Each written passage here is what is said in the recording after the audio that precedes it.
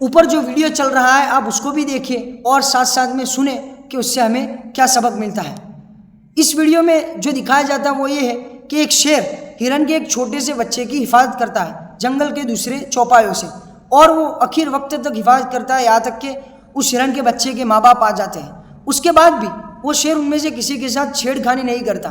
اس سے ہمیں سب سے پہلا سبق جو ملتا ہے وہ توحید کا ملتا ہے، اور یقیناً اس سے ہمارا ایمان تازہ ہو جائے گا۔ تو پہلا سبق یہ کہ شیر کا لفظ جب ہم سنتے ہیں تو ہمارے دماغ میں یہی تصور اس کے متعلق آتا ہے کہ وہ جس کو بھی پکڑے گا پھاڑ کھائے گا، چاہے وہ انسان ہو یا دوسرا کوئی جانور ہو۔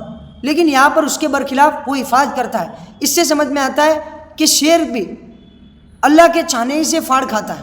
اگر اللہ تعالیٰ کی مشیت نہیں ہوتی تو وہ شیر بھی نہیں پھاڑ کھا سکتا، اس کے اندر بھی یہ طاقت نہیں ہے۔ اور دنیا کے اندر ہمیں جو اسباب کام کرتے نظر آتے ہیں اس میں بھی یقیناً اللہ کی مشیت کار فرما ہوتی ہے۔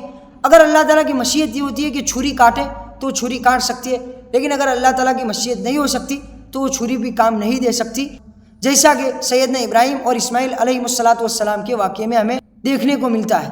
اور دوسرا سبق اور بہت بڑا سبق جو ہمیں ملتا ہے وہ یہ ہے کہ ظالم کو ظلم سے روکنے میں اور مظلوم کی حمایت کرنے میں ہمیں عصبیت کبھی بھی مانے نہیں آنی چاہیے کہ یہ ہمارے خاندان کا ہے، یہ ہمارے قبیلے کا ہے، اس لیے ہم اس کی حفاظت کریں گے، اس کی حمایت کریں گے، اور وہ پرائے خاندان کا ہے چاہے وہ مظلوم ہے، ہم بیچ میں نہیں آ سکتے۔ یہی وہ جاہلی عصبیت تھی جس کو ختم کرنے کے لیے اللہ کے نبی صلی اللہ علیہ وسلم نے بہت کوششیں کی تھی۔ یہاں پر دیکھا جاتا ہے کہ شیر ہرن کا بچے کی حفاظت کرتا ہے، حالانکہ ہرن کا بچہ نہ اس سے کوئی تعلق ہے، نہ اس کا اپنا بچہ ہے، بلکہ دوسرے خاندان کا ہے، اس کا کوئی تعلق بھی نہیں ہے شیر کا اس خاندان کے ساتھ۔ اس کے باوجود وہ اس بچے کی حفاظت کرتا ہے، کیوں؟ اس لیے کہ دوسرے بھیڑیے اس کے ارد گرد جمع ہو گئے تھے اور اس کو پھاڑ کھانے کے لیے آئے تھے۔ وہ ہرن کا بچہ مظلوم بن گیا تھا، اس لیے ایک شیر جس کے متعلق ہمارا یہ تصور ہے کہ وہ پھاڑ کھائے گا، لیکن اس کے باوجود وہ اس مظلوم بچے کی حمایت کرتا ہے اور اس کو اپنی حراست میں لے لیتا ہے۔